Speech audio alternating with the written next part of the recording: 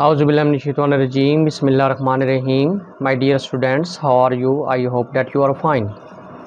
Dear students, my name is Shahid Beti and you are watching Shahid Beti YouTube channel. Video शुरू करने से पहले मेरी आप लोगों से रिक्वेस्ट है कि आप मेरे इस चैनल को सब्सक्राइब करें, मेरी इस वीडियो को लाइक करें और इसको अपने फ्रेंड के साथ शेयर करें।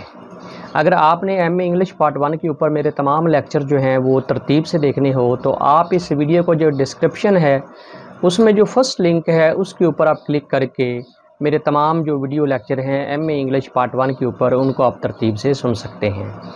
तो आज की इस वीडियो लेक्चर के अंदर मैं आपको करवाने जा रहा हूँ पैराडाइज लॉस्ट, जो बुक 1 है।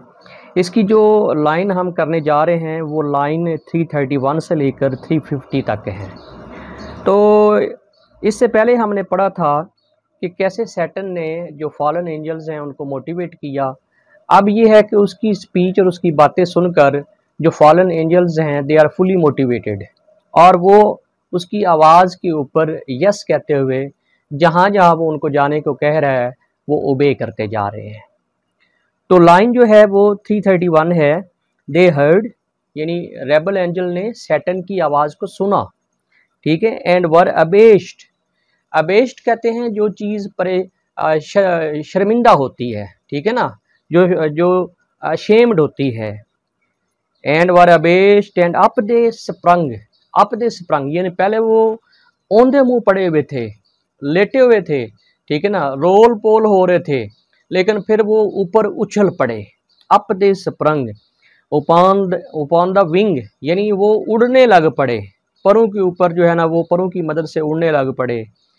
एज वेन, और आगे मिल्टन ने ये समझाने की कोशिश की है सिमिली लगाकर, एक तशबीह लगाकर कि वो कैसे पहले हैरत में पड़े हुए थे लेकिन जब सैटर्न ने उसको मोटिवेट किया उनको तो फिर वो कैसे बेदार हुए, कैसे वो उस स्लम्बर से जो है वो बेदार हुए।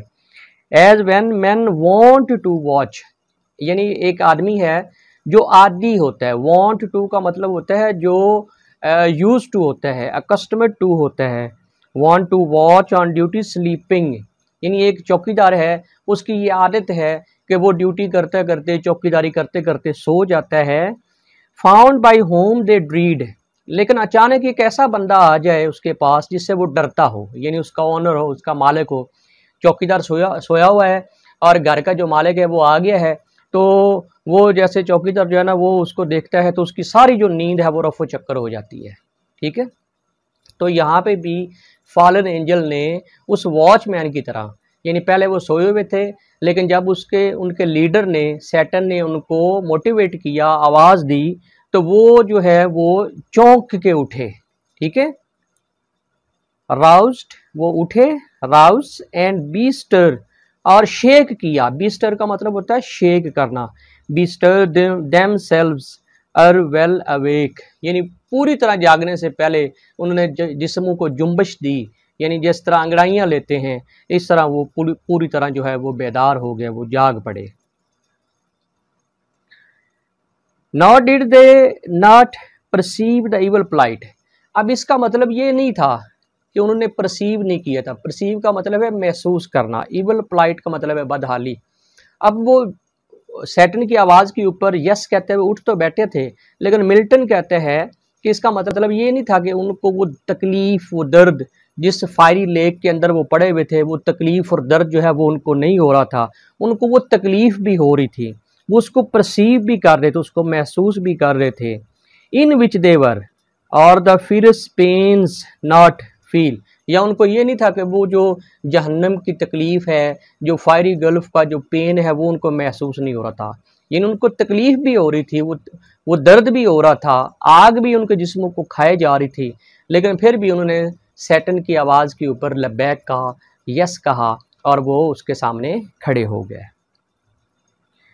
Yet to their general voice they soon obeyed यानी उन्होंने अपने जनरल की आवाज़ को सुना। सैटर्न, जनरल का मतलब यहाँ पे सैटर्न है, सैटर्न की आवाज़ को सुना और उसकी पैरवी की, उसको ओबे किया, यानी आगे से इनकार नहीं किया। हालांकि वो बड़ी बुरी हालत में थी, उनके जिस्मों को आग लगी हुई थी, वो फायरी लेक के अंदर जो है वो रोल पोल हो रहे थे, लेकिन फिर भी वो उसकी आवाज़ के ऊपर उठे। इननंबरेबल और ये लाफानी फरिश्ते जो थे, ये लाफानी जो रेबल एंजल थे, ये इननंबरेबल थे। इननंबरेबल का मतलब है कि वो बेशुमार थे। और कितनी बेशुमार थे, आगे फिर एक हिस्टोरिक रेफरेंस, ठीक है, क्योंकि मिल्टन ने हर चीज़ को pedagogically with reference to history उसने लिखा है। As when the potent rod of Amram son, potent rod इसको तो हम कहेंगे असा, और एमरम सन का मतलब है हज़रत मूसा अलैहिस्सलाम, ठीक है। जैसे हज़रत मूसा अलैहिस्सलाम का असा बुलंद हुआ, as when the potent rod of Amram son in Egypt evil day, यानी इजिप्ट मिस्र के जब बुरे दिन चल रहे थे और इसराइलियों के बुरे दिन चल रहे थे, तो मूसा अलैहिस्सलाम ने जब आसमान की तरफ अपना असा बुलंद किया, वो पावरफुल जो रॉड है उसको बुलंद किया, वेव्ड राउंड द कोस्ट, यानी साहिल पे खड़े होकर उसने बुलंद किया, up called a pitchy cloud of locusts, तो दूसरी तरफ से एक बड़ा घना जो एक ग्रोह है टिड्डी दल का, वो बुलंद हुआ, ठीक है, लोकस्ट का।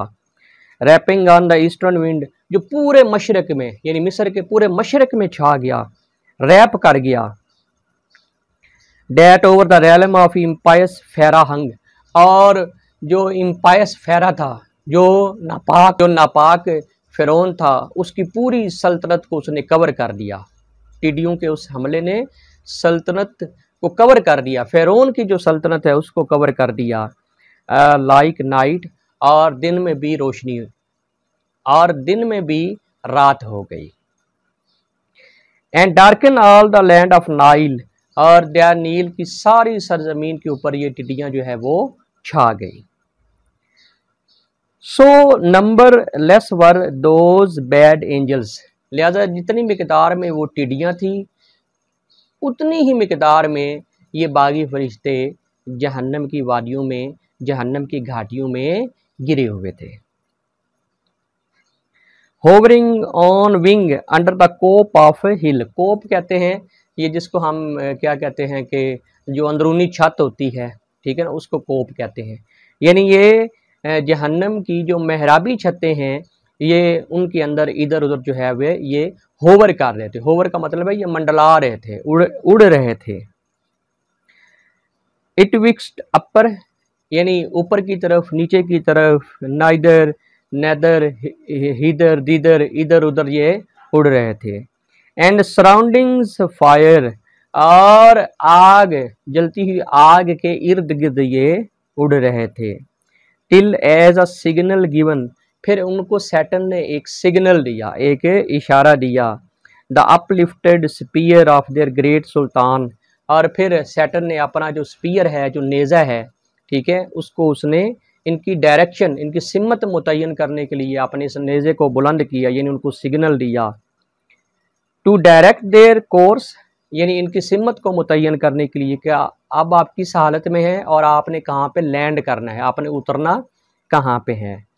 In even balance down they light, light का मतलब है केम डाउन, उतरे, और बड़े तवाज़न के साथ ये जो बागी फरिश्ते थे जो जहन्नम की मेहराबी छतों के अंदर उड़ रहे थे, बड़े बैलेंस्ड तरीके से ये नीचे उतरे। और कहाँ पे उतरे? ऑन द फर्म ब्रिमस्टोन, जलते हुए सल्फर के ऊपर, यानी ये उनके ऊपर अल्लाह की तरफ से एक आज़ाब था।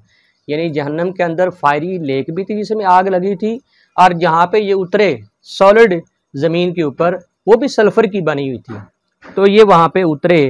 And fill all the plain, और जहन्नम के तमाम मैदानों को इन्होंने भर दिया। यानी ये फॉलन एंजल जो थे ये इतनी कसीर मिकदार में थे। इसके साथ ही शाहिर बेटी को इजाज़त दीजिए, अपना बहुत ख्याल रखिएगा। अल्लाह हाफ़िज़।